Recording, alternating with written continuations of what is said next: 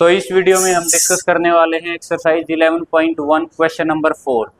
तो question number 4 में क्या बोला गया है कि एक सर्कल है विद रेडियस 10 सेंटीमीटर और इस सर्कल के अंदर एक कॉर्ड है, वो कॉर्ड सेंटर पे 90 डिग्री का एंगल सबटेंड कर रही है।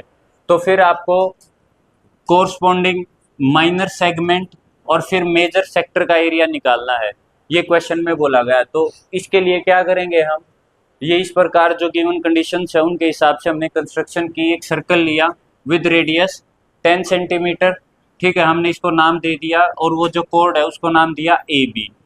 फिर एक पॉइंट पी लिया और एक पॉइंट क्यू लिया to distinguish between minor segment and major segment. Similarly to distinguish between minor sector and major sector. तो ये दो पॉइंट्स हमने लिए हैं पी और क्यू, उस चीज को डिफ्रेंशिएट करने के लिए। तो ये कंस्ट्रक्शन रहेगी हमारी। फिर हमसे पूछा गया है इस सेगमेंट का एरिया क्या होगा, माइनर सेगमेंट का। फिर पूछा है मेजर सेक्टर का एरिया क्या होगा। तो उसके लिए दोनों के लिए दो दो तरीके हैं। फर्स्ट तो क्या हो जाएगा, इस सेगमेंट का एरिया हमें निकालना है तो कंप्लीट सेक्टर का एरिया निकालेंगे इस माइनर सेक्टर का, उसमें से इस ट्राइंगल का एरिया सबट्रैक्ट कर देंगे। अब सेक्टर का एरिया क्या होता है, theta by 360 pi r square. Question में बोला गया कि ये जो कोड है सेंटर पे 90 डिग्री का एंगल सबटेंड कर रही है, तो थीटा हो गया 90, तो 90 बाई 360, पाई की वैल्यू यूज करनी है 3.14 बताया गया क्वेश्चन में, रेडियस का स्क्वायर।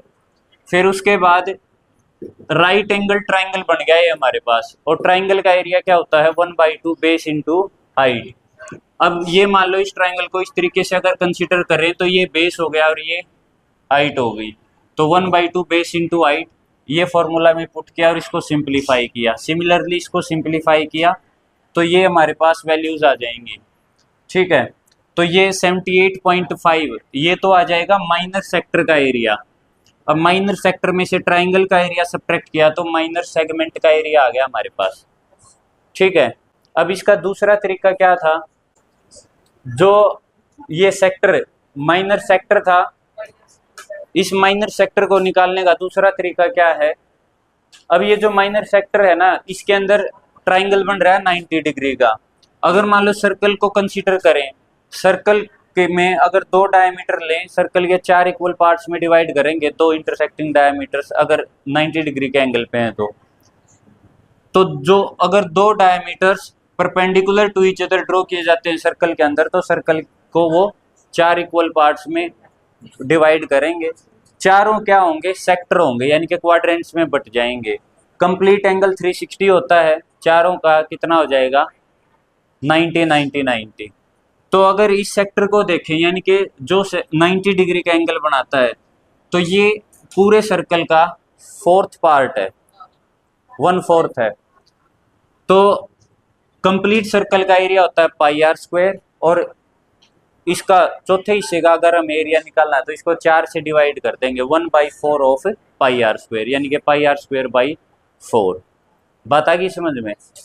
फिर उसके बाद हमने क्या सीखा, मेजर सेक्टर का एरिया निकालना है।